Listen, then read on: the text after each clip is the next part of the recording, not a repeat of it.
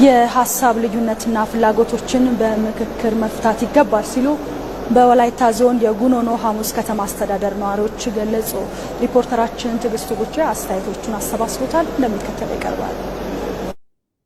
የትኛውም ትውልድ ችግር ካለ ችግርን በጦርነት ከሚያመን ይልቅ ወደ ሰላም ለማምጣት የራሴ ድርሻ ምንድነው?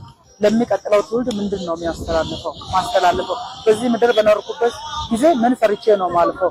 ለሚቀጥለው ትውልድ ምን አይነት አሻራ ጥዬ ማለፍ አለብኝ ብሎ በማሰብ ወደ ምክክር በመምጣት እርስ በርስ መነጋገር ነገሮችን ወደ መፍታት አቅጣጫ ለማምጣት መመካከር እንደሚያስፈልግ ነው ማስተላለፈው። በጠመንጃ መዋጋት ጥቅም የለውም።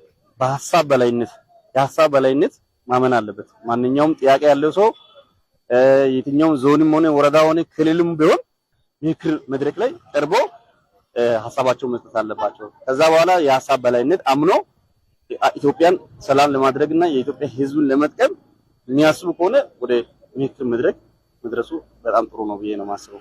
የተመካከረ ሰው በአንድነት ይነሳል። አሁን እንደ ሀገራችን ለተበታተኑ ላሉ ዜጎች ምክክር ጥሩ ነው። ምክክር ከጦርነት ይሻላል። ምክክር ከመበታተን ይሻላል።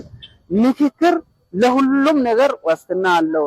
ተመካክረው ጥያቄም ካለ በሰላማዊ መንገድ ይሄ ይጎላል፣ ይሄ በእንደዚህ ይሆናል፣ እንደዚህ ቢሆን ብለው ለምክክር ቢያቀርቡ ጫካም ያሉ ማህበረሰብ አካላቶችም የሚያስፈልጋቸው ነገር በምክክር ወደ ምክክር መድረክ አምጥተው በስፋት ሰፊው የኢትዮጵያን ሕዝብ ጋር ተመካክረው ወደ ሰላማዊ መንገድ ቢመለሱ። በተለይ በሀገር ምክክር ላይ ማተኮሩ ደግሞ እኛ ሀገር አንድ እንድትሆን ያደርጋል፣ ፍቅር እንድትኖር ያደርጋል፣ ሰላም እንዲሰፋ ያደርጋል።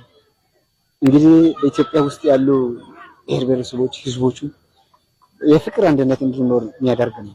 ምክክር ጥሩ ነው። በምክክር ደግሞ ማንኛውም ነገር ወደ ጠረጴዛ ዙሪያ ሲመጣ አሻፈረኝ ባዩም እጅ ይሰጣል። ለምን ሐሳብ ውስጥ ይገባል። ለካስ እንደዚህ አይነት ጠቃሚ ሐሳብ እያለ ነው የሚል ሐሳብ ውስጥ እንዲገባ ያደርጋል። ስለዚህ ምክክሩ እጅግ በጣም ጥሩ ነው። እንደ ሀገራችን ብዙ ብሔር ብሔሮች ያሉባት ሀገር ነች። ሁላችንም ደግሞ የየራሳችን አስተዳደግ ባህል ያላት ሀገር ናት።